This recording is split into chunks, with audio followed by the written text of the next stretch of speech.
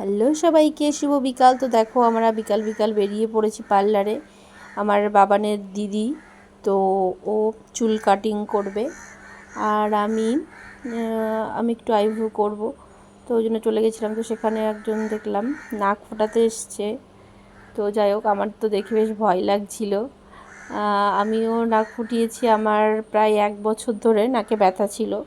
তো সবার হয়তো এমন হয় না, তবে আমার নাক ফোটানোর অভিজ্ঞতাটা খুবই বাজে, একদমই ভালো না।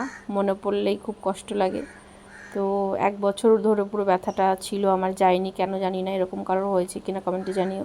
যে দেখো, চুলটা কাটিং করার পর একটু সেটিং করে দিচ্ছিল, বেশ সুন্দর কাটিং হয়েছিল চুলটার, দারুণ লাগছিল একেবারে। তো তারপর একটু আমরা ভিডিও করলাম। দেখো চুলের কাটিংটা কেমন হয়েছে। এই পার্লারটা কিন্তু আমাদের গাগনাপুর বড় বাজারে।